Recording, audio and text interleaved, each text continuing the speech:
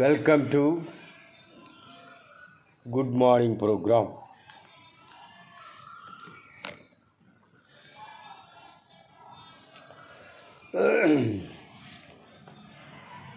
Praise to be Lord God. Praise to be Lord God Jesus Christ. Praise to be Lord God Holy Spirit. Good morning, Lord God. Good morning, Lord God Jesus Christ. Good morning, Lord God Holy Spirit.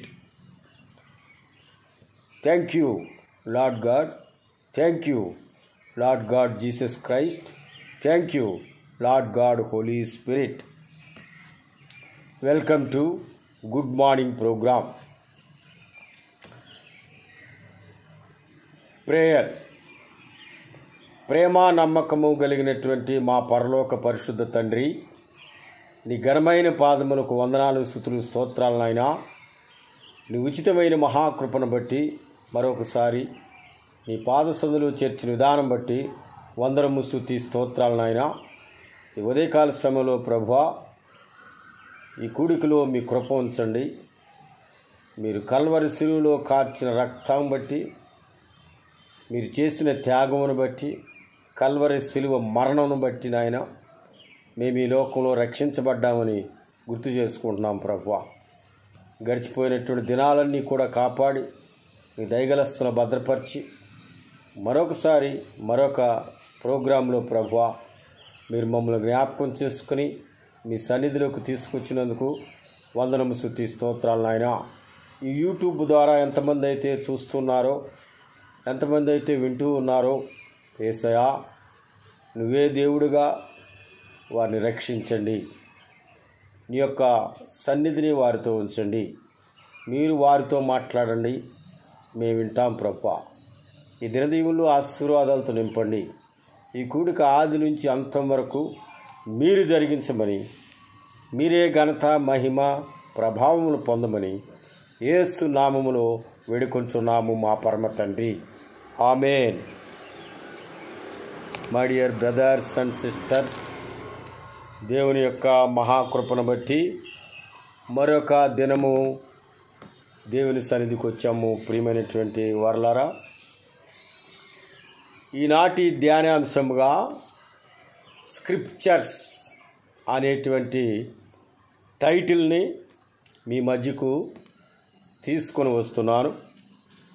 యోహాను సువార్త 19వ అధ్యాయము నుంచి యేసుక్రీస్తు ప్రభువారు scriptures గురించి స్పష్టంగా మనతో మాట్లాడి ఉన్నారు. ఈ యొక్క యోహాను సువార్త 19వ అధ్యాయంలో మనం చూసినట్లయితే యేసు ప్రభువారిని యూదులు ఆయన క్యాప్చర్ చేసి ఆయన చంపాలనేటువంటి ఉద్దేశంతో ఆయనను ఆనాటి అధికారి అయినటువంటి పొంతు పిలాతు దగ్గరికి తీసుకుని వచ్చినట్లుగా అప్పుడు జరిగినటువంటి సంగతులను యోహాను సువార్త 19వ అధ్యాయంలో చెప్పబడ్డాయి. ప్రియమైనటువంటి వారలారా, ఈనాటి దినములలో సంఘముల పరిస్థితి మనము చూసినట్లయితే అనేక రకములైనటువంటి జాడ్యములు సంఘములో లేకపోతే మినిస్ట్రీస్లో దాపరించి ఉన్నాయి. నా 30 సంవత్సరాల ఆత్మీయ జీవితంలో అనేక అనుభవాలను నేను చూశాను. ఎక్కువగా మనము ఇప్పుడు మినిస్ట్రీస్లో కానీ సంఘాల్లో కానీ మనీ ఎక్కువగా రూల్ చేయబడుతుంది. అంటే నాకు ఉన్నటువంటి అనుభవం ప్రకారం కొన్ని మినిస్ట్రీస్లో వారు పథకాలని ఏవి పెట్టి వాటిలో రిజిస్టర్ చేసుకోండి, మీ గురించి మేము ప్రార్థన చేస్తాం అనేటువంటి విధానంలో కొన్ని మినిస్ట్రీస్ సాగుతూ ఉన్నాయి. అలాంటిది ఎక్కడైనా బైబిల్లో ఉందా అంటే ఎక్కడా కూడా లేదు. ఉచితముగా పొందారు, ఉచితముగా ఇవ్వండి. అంటే నీ దగ్గరకు వచ్చే ప్రతి బిడ్డ గురించి కూడా ప్రార్థన చేయవలసినటువంటి బాధ్యత సేవకులైనటువంటి వారికి ఉన్నదని మనము బైబిల్లో స్పష్టంగా చెప్పబడింది. కనుక ఇలాంటివన్నీ కూడా ఏదో ఒక చోట మనము డబ్బులు పంపిస్తే వాళ్ళు ప్రార్థన చేస్తారు అనేది కాకుండా పరిశుద్ధాత్మ చేత నడిపించబడేటువంటి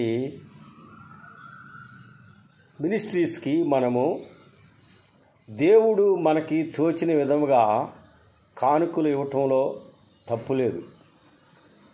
ఆ యొక్క మినిస్ట్రీ కానీ ఆ సంఘం కానీ ఆత్మీయంగా బలపడాలి, పరిశుద్ధాత్మలో బలపడాలి, ఆత్మీయ జీవితంలో బలపడాలి.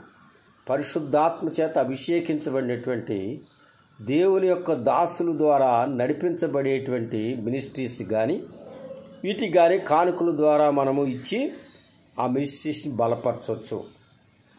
కానీ ఏదో ఒక దాంట్లో రిజిస్టర్ చేసుకునే పద్ధతులు బైబిల్లో ఎక్కడా కూడా లేవండి. అవన్నీ కూడా ఏమిటంటే ఫైనాన్షియల్గా మినిస్ట్రీస్ స్ట్రాంగ్ అవటానికి, ఫైనాన్షియల్ అవసరం తీర్చుకోవటానికి వాళ్ళు ఇష్టం వచ్చినట్లుగా వాళ్ళు చేస్తూ ఉంటారు. అయితే మనము విచక్షణ కలిగి పరిశుద్ధాత్మ యొక్క నడిపింపుతో దేవుని యొక్క సేవను చేయవలసినటువంటి బాధ్యతను దేవుని సేవకులుగా గుర్తుపెట్టుకోవాలి. ఈనాటి ధ్యానాంశముగా మనం చూస్తే స్క్రిప్చర్స్. ఇక్కడ స్క్రిప్చర్స్ గురించి మనం చూసినట్లయితే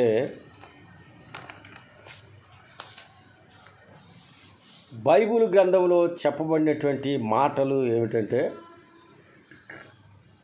దానియేలు 10వ అధ్యాయము 21వ వచనంలో స్క్రిప్చర్ గురించి ఏం చెప్పబడిందంటే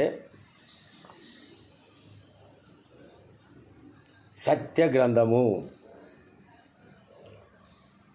లేఖనముల గురించి ఏం చెప్పబడింది? సత్య గ్రంథము అని దానియేలు పుస్తకంలో స్పష్టంగా చెప్పారు.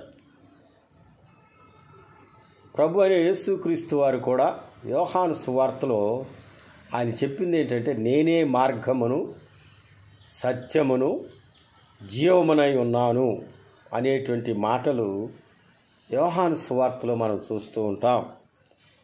అంటే దేవుడంటే సత్యానికి ముఖ్యమైనటువంటిది, దేవుళ్ళు ఉన్నటువంటిది సత్యము, ట్రూత్. ఆ దేవుణ్ణి మనము పూజించినప్పుడు లేకపోతే ఆరాధించినప్పుడు ఆ సత్యము మనలోకి రావాలి. ఆ సత్యముతో మనం జీవించటం నేర్చుకోవాలి. మనం మాట్లాడేటువంటి మాటల్లో కూడా సత్యం ఉండాలి. ప్రతి విషయంలో కూడా కొలబద్ధత ఏంటంటే సత్యమే. కనుక స్క్రిప్చర్ గురించి చెప్పబడింది సత్యము గురించి చెప్పబడింది. ఏమైతే జరుగుతున్నాయో, ఏమైతే ఇంతకుముందు జరిగినాయో, ఏమైతే జరగబోతున్నాయో అన్ని సత్యాల గురించి కూడా పరిశుద్ధ గ్రంథంలో 66 పుస్తకాల్లో స్పష్టంగా తెలియచేశారు. మనము దేవుని యొక్క ప్రార్థనా పూర్వకంగా మనము ఈ సత్య గ్రంథాన్ని ధ్యానించినప్పుడు మనము సర్వసత్యములోకి పరిశుద్ధాత్మ సహాయముతో నడిపించబడతాము. ఈ యొక్క సత్య గ్రంథంలో తెలియచేసిందంటే లేఖనాలు, చాప్టర్స్ అండ్ వర్సెస్. ఈ చెప్పబడిన లేఖనాలని కూడా నెరవేర్పు జరుగుతూ ఉంది. కొన్ని జరిగినాయి, కొన్ని జరగబోతున్నాయి. ఈ లేఖనాలు ధ్యానించినప్పుడు అది మనల్ని దేవుని యొక్క సత్య మార్గంలోకి నడిపిస్తుంది. మన జీవితాలను ఆయనకి ఇష్టమైనటువంటి రీతిలో మనం జీవించడానికి ఈ లోకంలో దేవుడు ఇచ్చినటువంటి పరిశుద్ధ గ్రంథంలోనే ఈ లేఖనాలన్నీ కూడా లిఖించబడ్డాయి. కనుక ఈ లేఖనాలు మనల్ని ఎప్పుడు కూడా సత్య మార్గంలో నడిపిస్తుంది. అంతేకాకుండా ఫ్రూట్ఫుల్టీ కలిగినటువంటి జీవితాన్ని ఈ లోకంలో ఇస్తుందని ఈ స్క్రిప్చర్స్ ద్వారా మనము నేర్చుకుంటున్నాం. దేవుని వాక్యం ఎవరికి వచ్చునో వారే దేవుని కుమారులు. ఎస్, ఈ దేవుని వాక్యాన్ని ధ్యానించి దాని ప్రకారంగా జీవించాలనేటువంటి వ్యక్తులు బైబిల్ గ్రంథంలో చెప్పబడింది ఏంటంటే వారు దేవుని కుమారులు కుమార్తెలై ఉన్నారని చెప్పబడింది. గలతీలకు రాసినటువంటి పత్రిక 3వ అధ్యాయం 22వ వచనంలో యేసు క్రీస్తు నందలి విశ్వాసము మూలముగా కలిగిన వాగ్దానము విశ్వాసముంచు వారికి అనుగ్రహింపబడినట్లు లేఖనము అందరినీ పాపములో బంధించెను. ఎప్పుడైతే పరిశుద్ధ గ్రంథంలో లేఖనములు చదువుతామో మన జీవితం గురించి మన కాన్షియస్ చెప్తుంటుంది. ఈ లేఖనాల ప్రకారంగా మన జీవితం ఉన్నదా లేదా, లేకపోతే ఎలాగూ దాన్ని సరిచేసుకోవాలి అనేది ఈ పరిశుద్ధ గ్రంథంలో లేఖనములు చదువుట ద్వారా మనకి చెప్పబడతా ఉంది.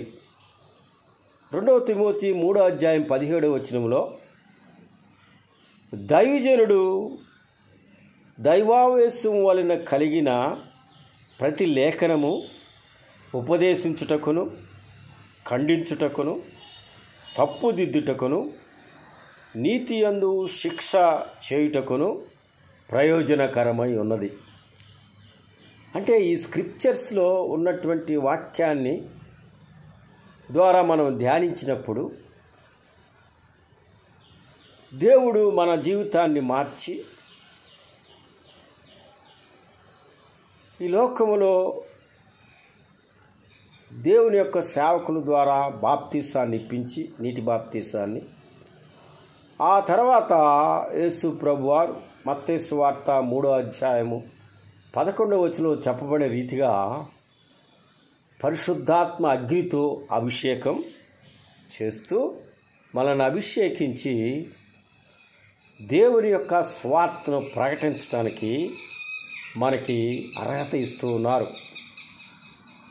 ఆ సువార్తతో మనం ప్రకటించాలంటే మనకు ఉండవలసినటువంటి మినిమం క్వాలిఫికేషన్ ఏంటంటే పరిశుద్ధాత్మ చేత నింపబడటం.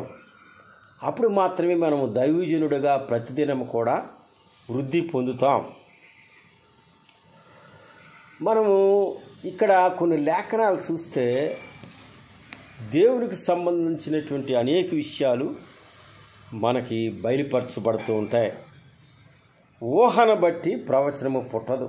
చూసారా, ప్రవచనం అనేది ఫోర్టెల్ అంటే జరగబోయే విషయాలను పరిశుద్ధాత్మ సహాయముతో పరిశుద్ధాత్మ చేత నింపబడినటువంటి దేవుని దాసుడు పలికేటువంటి మాటలే ప్రవచనాలు. దేవుని ఆత్మ మాట్లాడుతూ ఉంటుంది. అది మనం జ్ఞాపకం చేసుకోవాలి. ఈ రకంగా స్క్రిప్చర్స్లో అనేక విషయాలు మనకి తెలియచేయబడ్డాయి. లేఖనములు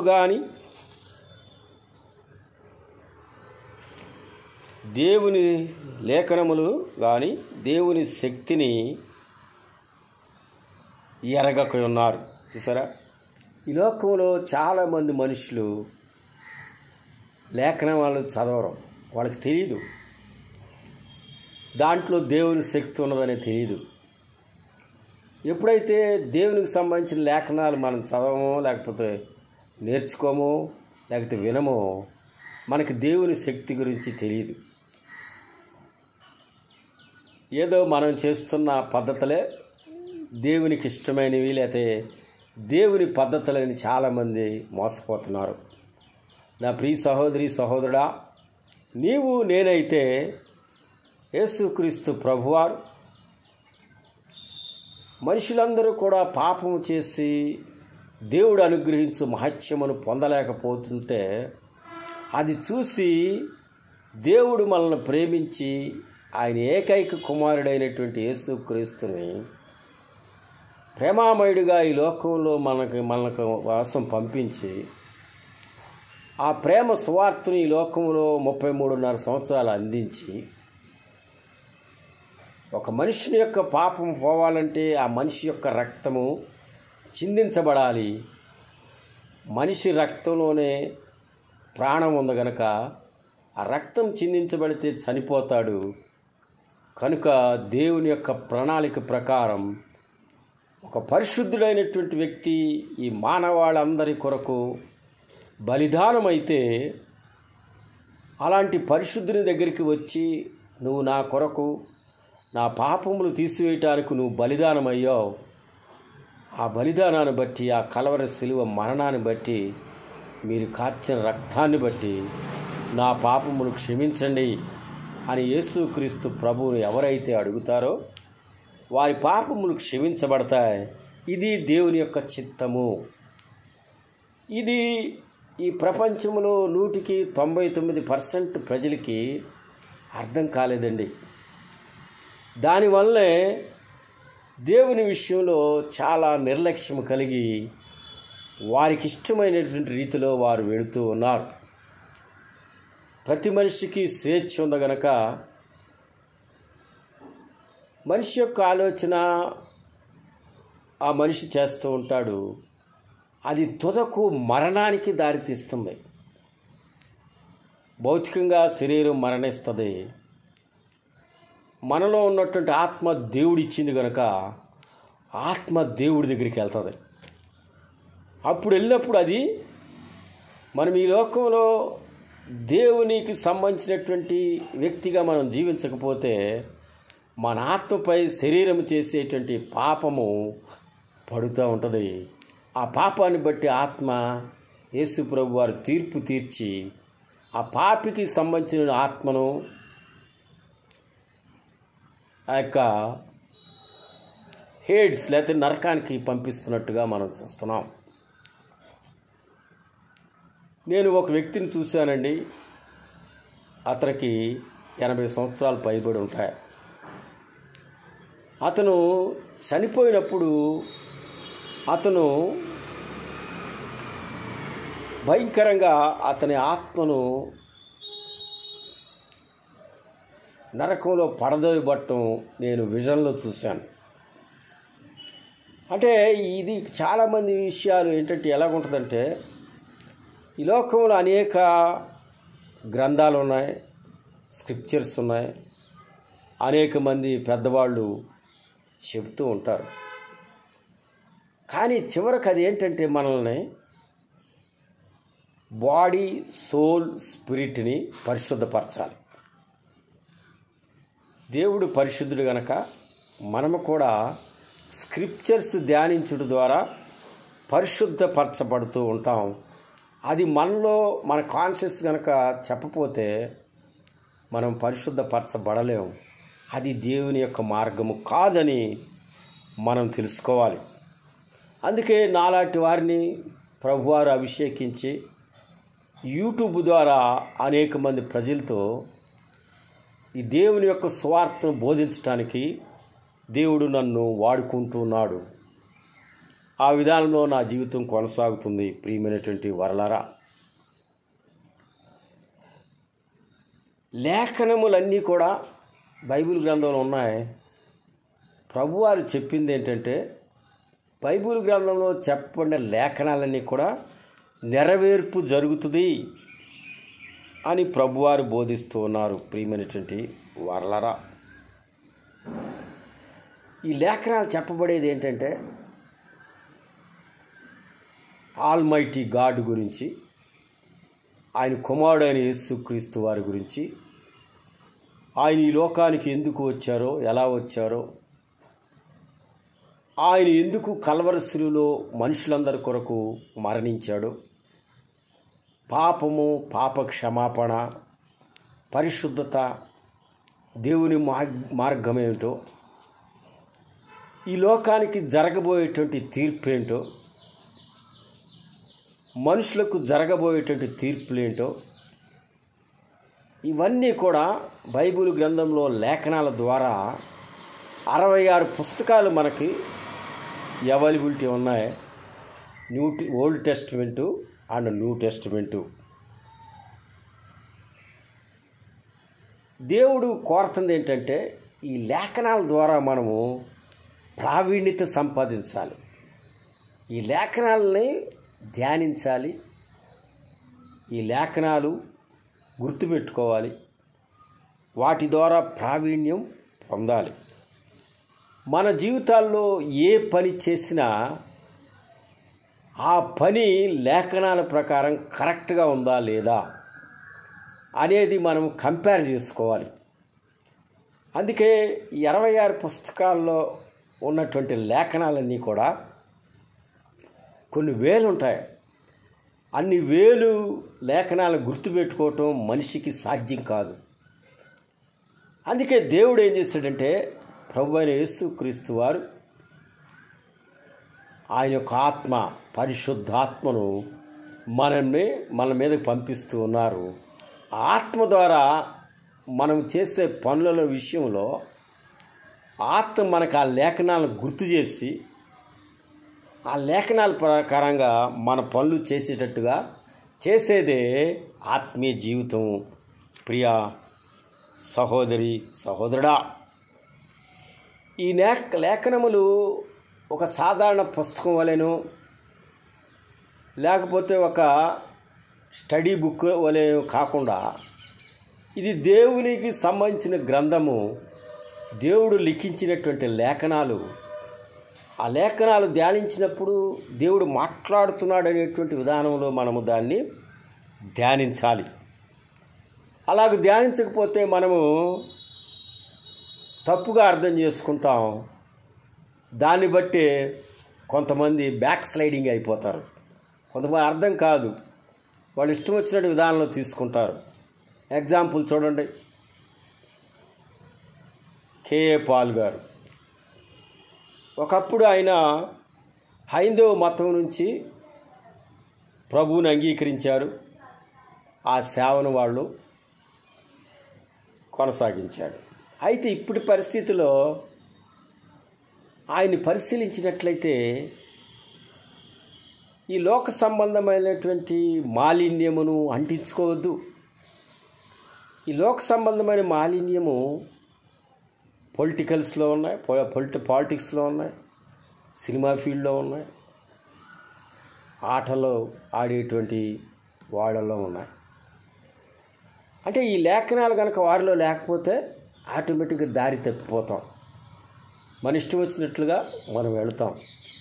మరి ఒకప్పుడు ఆయన ప్రార్థన కోసం, ఆయన వాక్యం వినటం కోసం అనేక లక్షల మంది ప్రజలు వచ్చేవాళ్ళు. ఎప్పుడైతే ఆయన ఆ లేఖనాల నెరవేర్పులో ఎప్పుడైతే నిర్లక్ష్యం చేశాడో ఆటోమేటిక్గా డైవర్ట్ అయిపోయాడు. మరి ఇప్పుడు పాలిటిక్స్లోకి వచ్చి ఆ పొల్యూషన్ అంతా కూడా ఆయన వేసుకుంటున్నాడు. ఆయన జీవితం మీద ప్రభావం చూపిస్తూ ఉంది. మరి ఈ యొక్క ఎలక్షన్స్లో విశాఖపట్నం ఎంపీ అభ్యర్థిగా ఆయన పోటీ చేస్తున్నాడు. ఆయన చూస్తే మరి ఒక ఆటోలో వాళ్ళు ప్రచారం చేస్తూ ఉన్నారు. దేని నిమిత్తం మనం పాలిటిక్స్లోకి వెళ్ళాలి? దేవుడు ఎక్కడ కూడా మనలను పాలిటిక్స్లోకి వెళ్ళమని చెప్పలేదు, ఆ పొల్యూషన్లోకి వెళ్ళమని చెప్పలేదు. దేవుడు పని చేయమన్నప్పుడు మనం దేవుడు పని చేయాలి. కానీ మన ఇష్టం వచ్చినటువంటి పనిని మనం నిర్ణయించుకుంటాం ఎప్పుడంటే లేఖనాలు మనం అనుసరించినప్పుడు. అందుకే మన స్వనాశనానికి మనం తెచ్చుకుంటూ ఉంటాం. కనుక ప్రియ సహోదరి సహోదరుడా, ఇది ఒక ఎగ్జాంపుల్ మాత్రమే నేను చెప్తూ ఉన్నాను. యేసుక్రీస్తు నమ్మిన బిడ్డలు, సేవకులు, వాళ్ళ లేఖనాలు గనక సరిగా అధ్యయనం చేయకపోతే, వాటిని పాటించడానికి వాళ్ళ జీవితంలో అవి లేకపోతే డైవర్ట్ అయిపోతాం.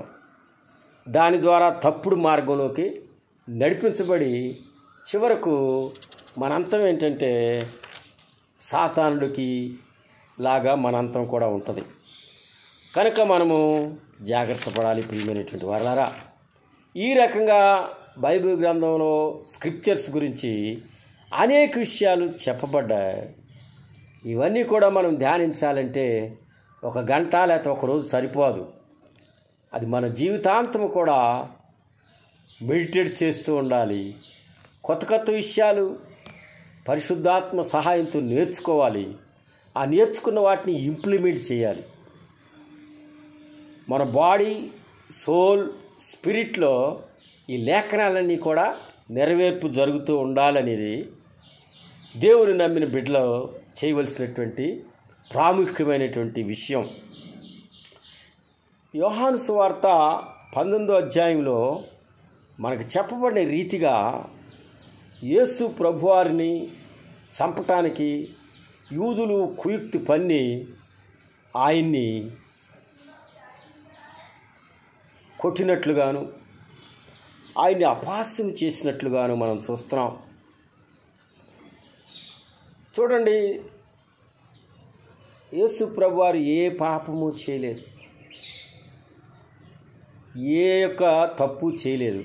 అయినా దేవుడు నిర్ణయించిన ప్రకారముగా ఒక పరిశుద్ధుడు లోకంలో ఉన్న మానవులందరి పాపం తీసివేయటానికి మరణించాలి. అది యేసుక్రీస్తు ద్వారా తండ్రి చిత్తం గనక యూదులు ఆ రకంగా ప్రవర్తించారు.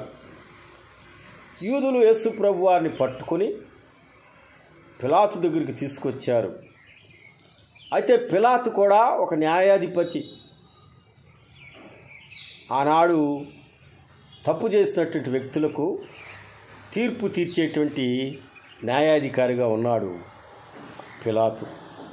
ఆ పిలాతు కూడా యేసు ప్రభు వారిని చూచి స్ట్రాంగ్గా ఆయన్ని విడిపించాలనేటువంటి మనస్తత్వం లేదు. కానీ ఏదో ట్రై చేస్తే ఆయన్ని విడిపిస్తే బాగుంటుంది కదా, అయితే అది ప్రజలు ఇష్టమైనటువంటి విధానంలో చెయ్యాలి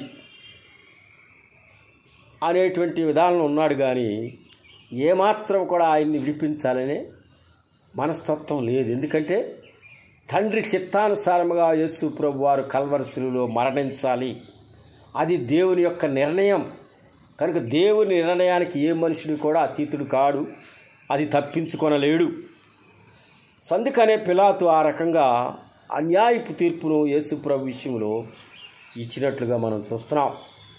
ఈనాడు కూడా మనము అనేక సంస్థల్లో పనిచేస్తూ ఉంటాం.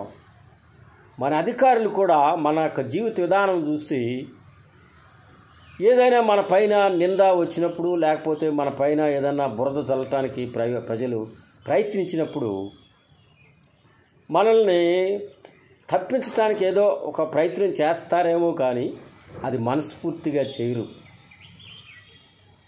కనుక ప్రియ సహోదరి సహోదరుడా, ఈ విషయం ద్వారా పిలాతు అనేటువంటి న్యాయాధిపతి యేసు ప్రభువారు నిర్దోషి అని తెలిసి కూడా ప్రజలకి ఇష్టమైన రీతిలో ఆయనకి తీర్పు తీర్చాలనేటువంటి ఉద్దేశం కలిగి ఉన్నాడు. కానీ యేసు ప్రభువారు తప్పు చేయలేదని పైకి చెప్తూ ప్రజలకు ఇష్టమైతే ఆయన విడిపించాలనేటువంటి విధానంలో ఆయన తీర్పు తీర్చడానికి ఇష్టపడుతున్నాడు.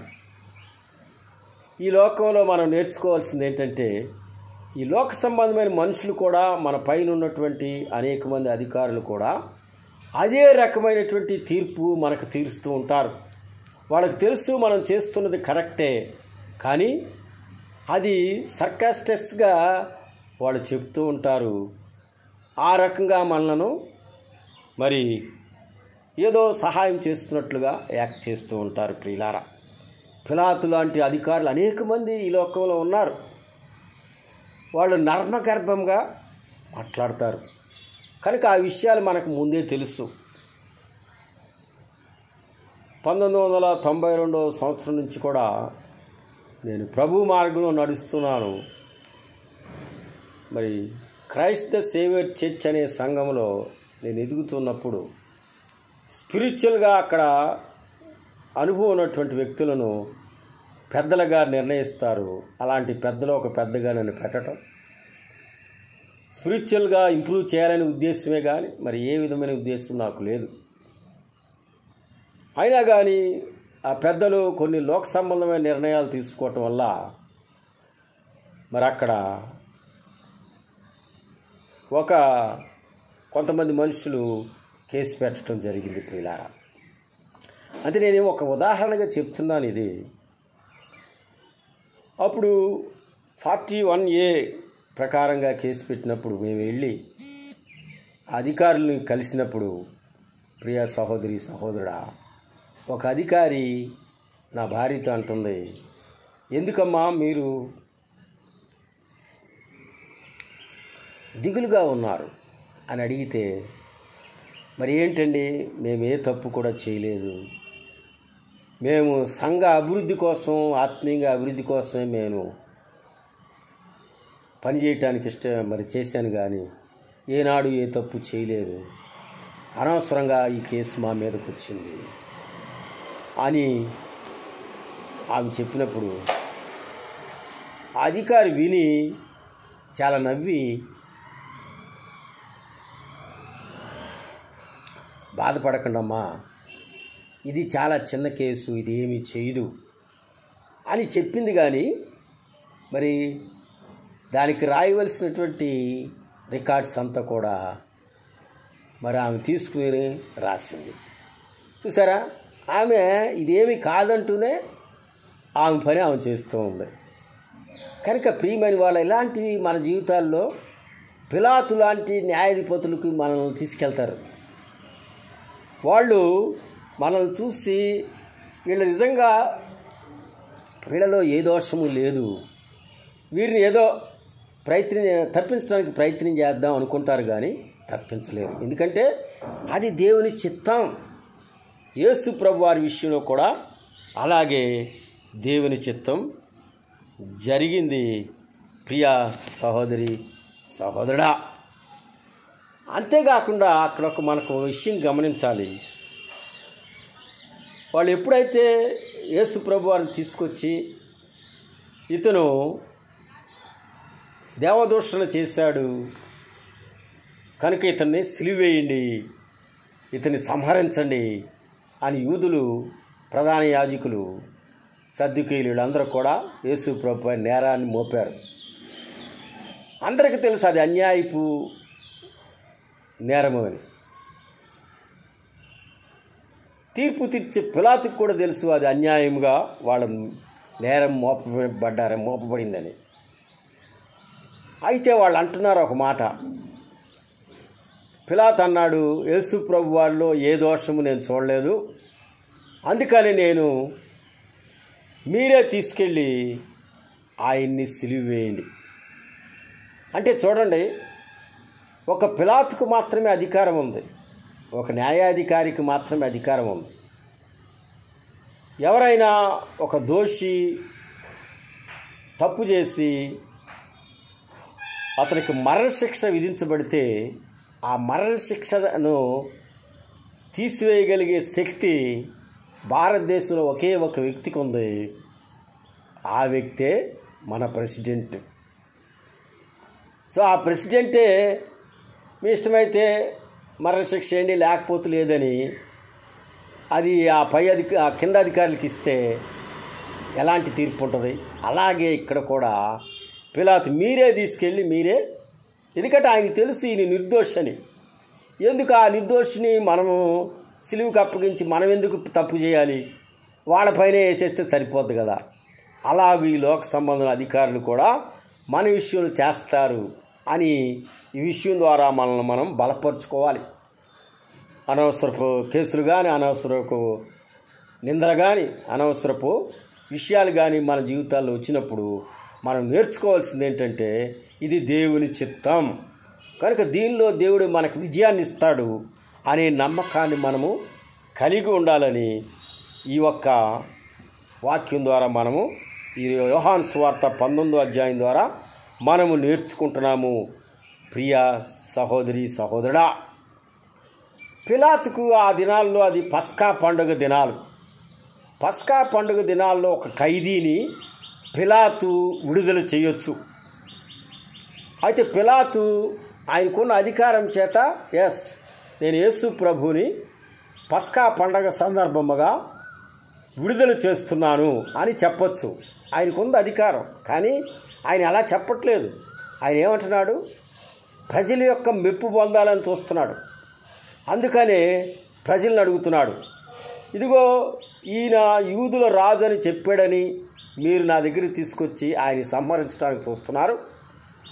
అయితే పస్కా పండగ సందర్భంగా మీ యూదుల రాజుని నేను విడిపించడానికి ఇష్టపడుతున్నాను, మీకు ఇష్టమేనా అని అడిగితే ఏమంటారు? వాళ్ళు తీసుకొచ్చింది యేసుక్రీస్తుని చంపటానికి, యేసుక్రీస్తుని సిలువేయటానికి. వాళ్ళు ఎట్టి పరిస్థితుల్లోనూ అతను విడుదల చేయొద్దు, అతని బదులుగా బరబ్బా అనే బందిపోటును విడుదల చేయమని కోరినట్లుగా మనం చూస్తున్నాం. అంటే ఈ దినాల్లో కూడా మరి మ్యాక్సిమం ప్రజలు చెడు చేసినటువంటి వ్యక్తులకే ఎక్కువగా సపోర్ట్ చేయటం మనం చూస్తూ ఉంటాం ప్రియమైనటువంటి వారలారా.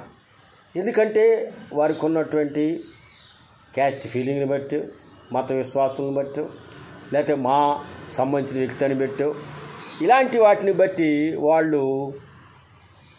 ప్రజలు అది మంచి అయినా కానీ వాటికి సపోర్ట్ చేయరు, కానీ చెడుకే ఎక్కువగా సపోర్ట్ చేస్తున్నారు. అదేవిధంగా ఆనాటి దినాల్లో కూడా యేసు ప్రభువుని సిలువేయమని గట్టిగా ప్రజలందరూ కూడా అరవటం వల్ల పిలాతుకున్న అధికారం కూడా ప్రజల మెప్పు కోసం ఆయన సిలువ వేయటానికే వారికి అప్పగించినట్లుగా మనం చూస్తున్నాం. ఆయన అన్నాడు, ఇదిగో మీ రాజుని మీరే తీసుకెళ్ళి సిలువ వేసుకోండి అన్నప్పుడు వాళ్ళు ఒక మాట అన్నారు.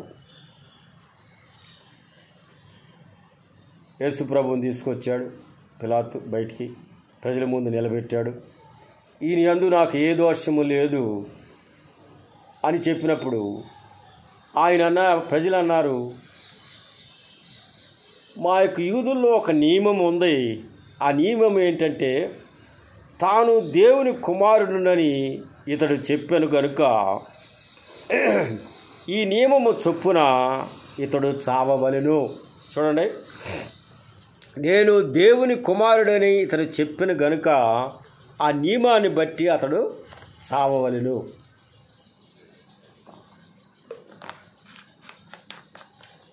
ఏదైనా న్యాయ సంబంధించినంత వరకు న్యాయ గ్రంథంలో చెప్పబడినటువంటి విషయాల ద్వారానే మనము తీర్పు తీర్చాలి, కానీ మనము సమాజంలో పెట్టుకున్న నియమాల ద్వారా మనం తీర్పు తీర్చకూడదు.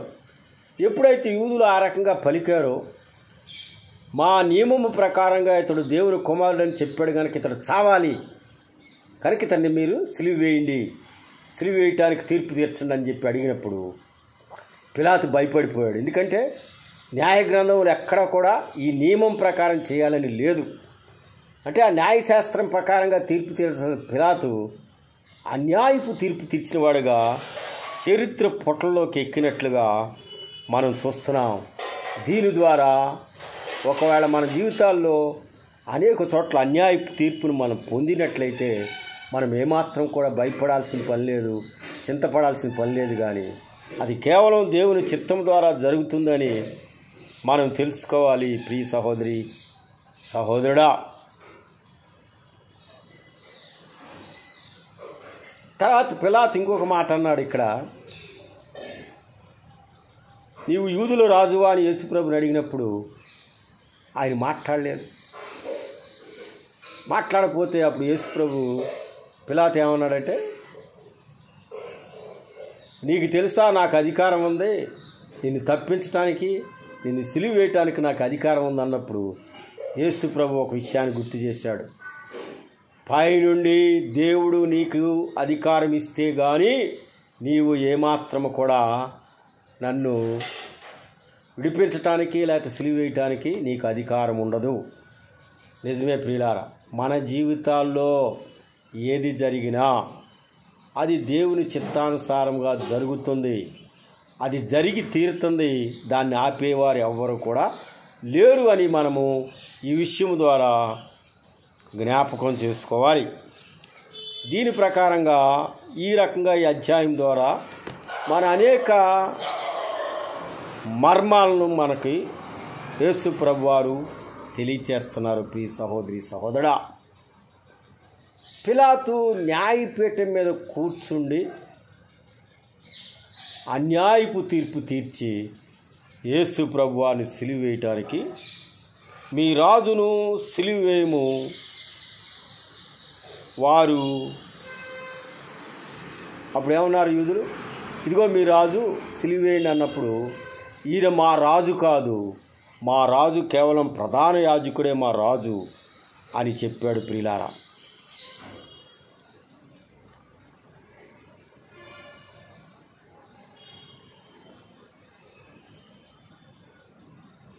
అప్పుడు యేసు ప్రభువాన్ని యూదులకు చూపించి, ఈయన యందు నాకు ఏ దోషము లేదు, అయితే మీరు అడుగుతున్నారు గనక ఇదిగో మీకు అప్పగిస్తున్నాను, మీరే వెళ్ళి సిలువ వేసుకోండి అని చెప్పి తీర్పు తీర్చినట్లుగా మనం చూస్తున్నాం ప్రియమైనటువంటి వాళ్ళారా. ఎందుకంటే ఇక్కడ పిలాతుకు పైనుండి దేవాది దేవుడు యేసు ప్రభువాన్ని తప్పించడానికి అధికారం ఇలేదు, కానీ యేసు ప్రభువాన్ని సిలువ మరణానికి అప్పగించి దాని ద్వారా లోకంలో మనుషుల యొక్క పాపం నుంచి విడిపించబడి ఆ మనుషుల యొక్క సాన్నిధ్యాన్ని దేవుని సన్నిధిలో వాళ్ళు ఉండటానికి కావలసిన అర్హతను ఏర్పాటు చేయడానికి మరి పిలాతును ఒక సాధనంగా దేవుడు వాడుకున్నాడు అని మనము జ్ఞాపకం చేసుకోవాలి ప్రియమైనటువంటి వారలారా. ఇక్కడ నా మీద పెట్టబడినటువంటి కేసు కూడా మరి అలాగే ఉంది ప్రియమైనటువంటి వారలారా. వాళ్ళు కేసు పెట్టినటువంటి వ్యక్తిని నేను అడిగినప్పుడు, బ్రదర్ ఎందుకు నా మీద మీరు అన్యాయపు కేసు పెట్టారంటే, ఆయన అంటున్నాడు, మీరు ఏ తప్పు చేయలేదు బ్రదర్, మాకు తెలుసు, కానీ మీరు టీములో పెద్దగా ఉన్నారు కనుక వాళ్ళతో పాటు తప్పు చేసిన వ్యక్తులతో పాటు మిమ్మల్ని కూడా చేర్చటమైందని చెప్పి పిలాతులాగా నాతో మాట్లాడాడు ప్రియమైన వాళ్ళారా. దీని ద్వారా మనం తెలుసుకోవాల్సింది ఏంటంటే, మనం ఏమీ చేయకపోయినా అన్యాయపు తీర్పులు, అన్యాయపు పరిస్థితులు మనం ఎదుర్కోవాలి ఈ లోకములో అనేదే మనం తెలుసుకోవాలి ప్రియ సహోదరి సహోదరా. ఫైనల్గా పిలాతు యేసుక్రీస్తుని సిలువ వేయటం అనేది దేవుడిచ్చినటువంటి అధికారముగా మనం భావించాలి. పిలాతు ఒక సాధనం మాత్రమే మనము జ్ఞాపకం చేసుకోవాలి ప్రియమైన వాళ్ళారా. చూడండి, ఇక్కడ పిలాతు తనకున్న అధికారాన్ని ఒకటి ఉపయోగించుకున్నాడు. యేసుక్రీస్తుని సిలువ వేయటానికి అప్పగించిన తర్వాత యూదులు యేసుక్రీస్తుని సిలువ వేసి పిలాతు ఆ సిలువపై యూదుల రాజైన నజరేయుడగు యేసు అనేటువంటి విలాపం రాసి దానిపైన పెట్టాడు. అప్పుడు యూదులు అది చూశారు. చూసి ఇతను యూదుల రాజు అని మీరు పెట్టొద్దు బోర్డు మీద, ఎందుకంటే సిలువ మీద చెప్పాలి ఎందుకు అతను సిలువ వేయబడ్డాడు. యూదుల రాజుని అన్నట్టుగా చెప్పండి అని రాయమన్నప్పుడు పిలాతు అంటాడు, నేను రాసేదేదో రాసేసాను, ఇక నేను మీ మాట వినను అని ఆయన దాని గురించి ఆయనకున్న అధికారాన్ని ఉపయోగించేటప్పుడు, యేసుక్రీస్తు నిర్దోషని తెలిసి ఆయన తప్పించడానికి అధికారం ఉపయోగించలేదు, కానీ మరి ఈ విషయంలో ఆయన అధికారాన్ని ఉపయోగించాడు. ఎప్పుడైతే యూదులతో అలా చెప్పాడో వాడు మారు మాట్లాడలేను. అంటే అధికారం అనేది ప్రభు ఇస్తే తప్పితే ఏ మనిషి కూడా రాదు ప్రియా సహోదరి సహోదరుడా. అంతేకాకుండా యేసు ప్రభు వారు ఇక్కడ ఒక విషయాన్ని మనం జ్ఞాపకం చేసుకోవాలి. కల్వరి శిలువ ఆయన వేలాడుతూ ఆ కఠినమైన శ్రమలను పొందుతూ ఆ సమయంలో కూడా ఆయన తల్లి అయినటువంటి మరియను జ్ఞాపకం చేసుకుని, ఆమె నేను చనిపోతున్నాను, యవనస్తుడైన కుమారుడు చనిపోతున్నాడు కనుక ఆమె ఒంటరిది అయిపోతుంది అని చెప్పి ఆమెను తీసుకుని యోహానికి, ఆయన శిష్యుడైన యోహానికి అప్పగించి, ఇదిగో నాయన మీ తల్లిలాగా ఆమెను చూడమని ప్రభువారు మరి యొక్క బాధ్యతను ఆయనకు అప్పగించాడు. మన శ్రమల్లో ఉన్నా కానీ మన యొక్క బాధ్యతను మనము ఏమాత్రం మర్చిపోకూడదు ప్రియులారా, ఏమాత్రం విడిచిపెట్టకూడదు. ఎలాంటి పరిస్థితిలో ఉన్నా మన బాధ్యతను మనం గుర్తెరిగి దాని ప్రకారంగా మనం చెయ్యాలన్నదే మనకి తెలియచేయబడింది. ఇంకా యోహాను సువార్త 19వ అధ్యాయంలో మనకి చెప్పబడినటువంటి అనేక విషయాలు ఈ లేఖనాలు నెరవేర్పు గురించి చెప్పబడింది. యేసుక్రీస్తుని సిలువేసిన తర్వాత అంతకుముందే లేఖనాల్లో ఏమి రాసిందంటే, వారు నా వస్త్రములను తమలో పంచుకొని నా అంగీ కోసము చీట్లు వేయుదురు. నిజమే కదా? యేసుక్రీస్తుని సిలువేసిన తర్వాత ఆయన అంగీని తీసుకుని దాన్ని పంచుకోవటానికి మరి వాళ్ళు చీట్లు వేసినట్లుగా ఆ కల్వరి సిలువ యొక్క స్క్రిప్చర్ నెరవేర్పు జరిగినట్లుగా మనం చూస్తున్నాం. అంటే లేఖనాలు నెరవేర్పు జరగాలి.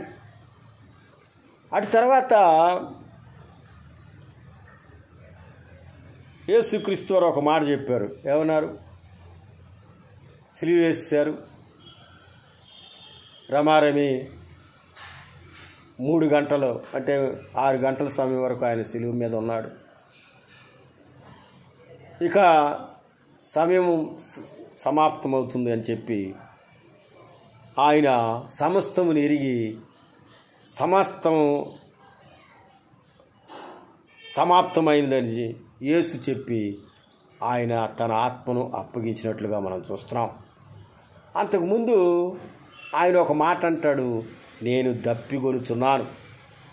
అప్పుడు ఒక సైనికుడు వెళ్ళి స్పాంజీని చిరకలో ముంచి ఆయనకి తగిలించి ఆయన నోటికి అందించినప్పుడు అది చేదుగా ఉంది గనక అది తాగటానికి యేసుక్రీస్తు ఇష్టపడలేదు.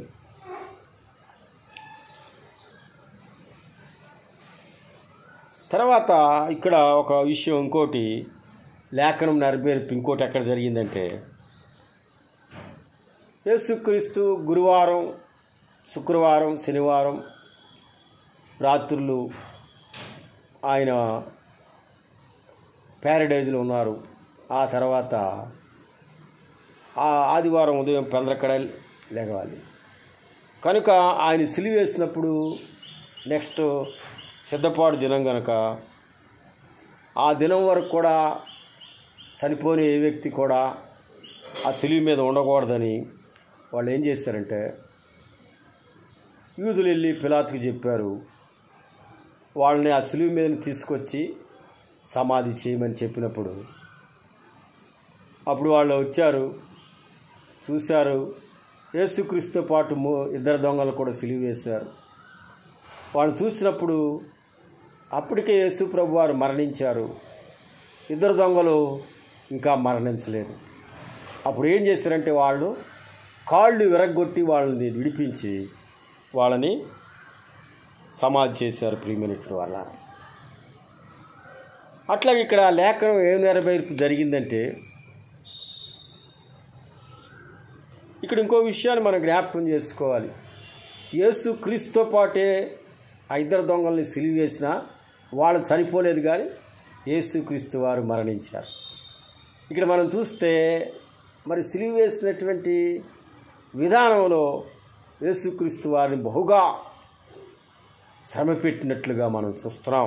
అందుకే ఆయన త్వరగా మరణించాడు. ప్రియ సహోదరి, సహోదరుడా, ఇక్కడ స్క్రిప్చర్ నెరవేర్పు ఏం జరిగిందంటే, అతని ఎముకలలో ఒకటైనను విరవబడలేదు అని లేఖనం నెరవేరినట్లుగా యేసుక్రీస్తు వారు ముందే చనిపోయారు. ఆయన సిలువ నుంచి దించడానికి ఏమాత్రం కూడా కాళ్ళు విరగొట్టలేదు, కానీ ఎముకలు విరచలేదు, కానీ ఆయన యథాతథంగా తీశారు. దొంగలైతే చనిపోలేదు కనుక ఆయన కాళ్ళు ఎరగొట్టి తీసినట్లుగా మనం చూస్తున్నాం.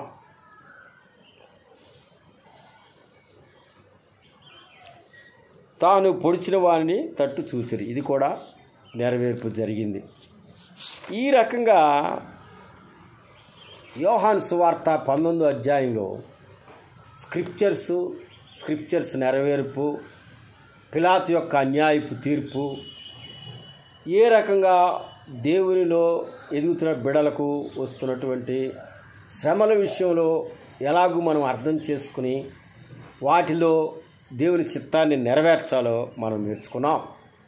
కన్క్లూజన్గా జాక్ పూనెన్ గారు ఆయన త్రో బైబిల్లో చెప్పిన కొన్ని సత్యాలను మనం ఒకసారి చూసుకొని ఈ యొక్క గుడ్ మార్నింగ్ ప్రోగ్రామ్ మెసేజ్ని క్లోజ్ చేద్దాం. ప్రియమైనటువంటి వాళ్ళారా, we can face our enemies and persecutors on earth as well, for the Father loves us as he loved Jesus and cared for us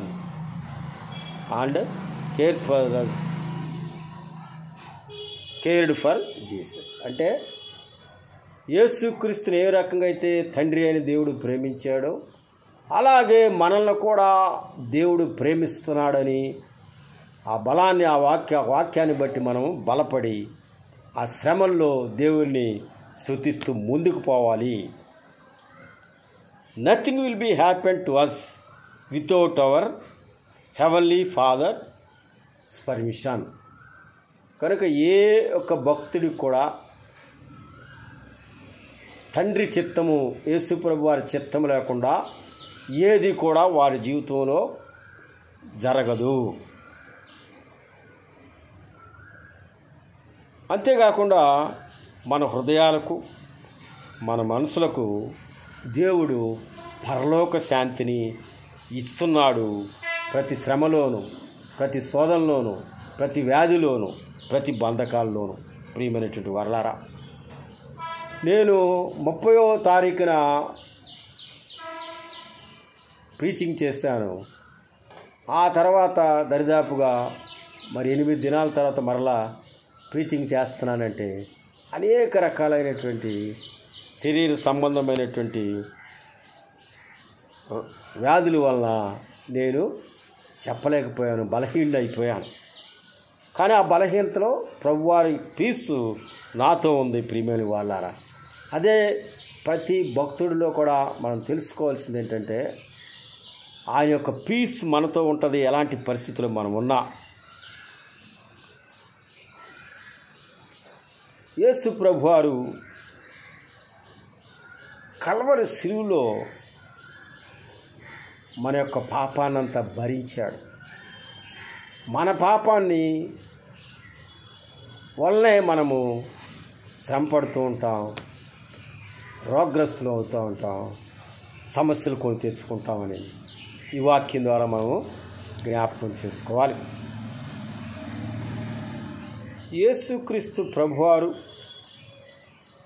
చాలామంది కూడా, కొంతమంది తెలియనటువంటి క్రైస్తవులు, ఆయన చనిపోయిన తర్వాత 3వ దినాలు లేచాడు. ఈ 3 దినాలు కూడా ఆయన ప్యారడైజ్లో ఉన్నాడు. ప్యారడైజ్ అంటే మొట్టమొదటి దినాల్లో నరకము, ప్యారడైజ్ 2 కలిసి ఉండేవి. పాపం చేసిన వాడు నరకంలోకి వెళ్ళేవాడు. ప్రభు బిడలు చనిపోయిన తర్వాత ఆ యొక్క భూమి లోపల ఉన్నటువంటి హేడ్స్ అంటే ప్యారడైజ్ ప్లస్ నరకం, ప్యారడైజ్లోకి వెళ్ళేవాడు. అట్లాగే యేసుప్రభు వారు కూడా 3 రాత్రులు ఆయన ఈ భూమి గర్భంలో ఉన్నారు. ఆ 3 రాత్రులు కూడా ప్యారడైజ్లో ఉన్నారని మనం జ్ఞాపకం చేసుకోవాలి. తెలియని క్రైస్తవులు ఆయన నరకంలో ఉండాలనుకుంటారు. కాదు,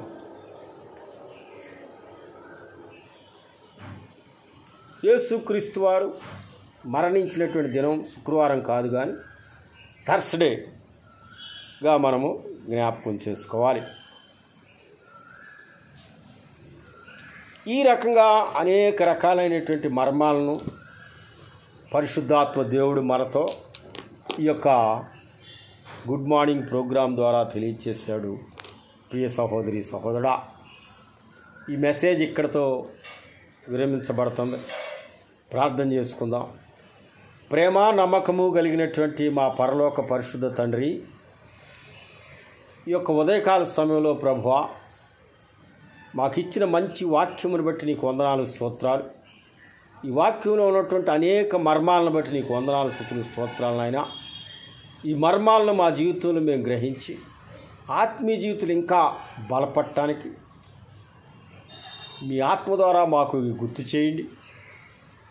ఇలాంటివి మాకు సంభవించినప్పుడు మేము ఇంకా బలపడటానికి ఈ మర్మాలను మాకు తెలియచేయమని ప్రార్థిస్తున్నాం. అట్లాగే ఎంతమంది అయితే ఈ పరిస్థితుల్లో యూట్యూబ్ చూస్తున్నటువంటి సహోదరులు సహోదరులు ఎంతమంది అయితే ఇలాంటి శోధనలో, శ్రమల్లో, వ్యాధుల్లో, సమస్యల్లో ఉన్నారు, వాళ్ళందరూ కూడా ఈ యోహాను సువార్త 19వ అధ్యాయం ద్వారా బలం పొంది, ఆత్మీయ బలం పొంది, ఈ మర్మాల ద్వారా వాళ్ళ జీవితంలో ఎలాగో వాటిని జయించాలో నేర్పించమని, మరలా తిరిగి మేము కలుసుకునే పర్యంతం వరకు నీ దివ్యమైన కాపుదల, నీ సన్నిధి మాతో ఉంచమని యేసుక్రీస్తు వారి దివ్యనామమున వినయంతో వేడుకొంచున్నాము మా పరమ తండ్రి. God bless you all. Thank you one and all.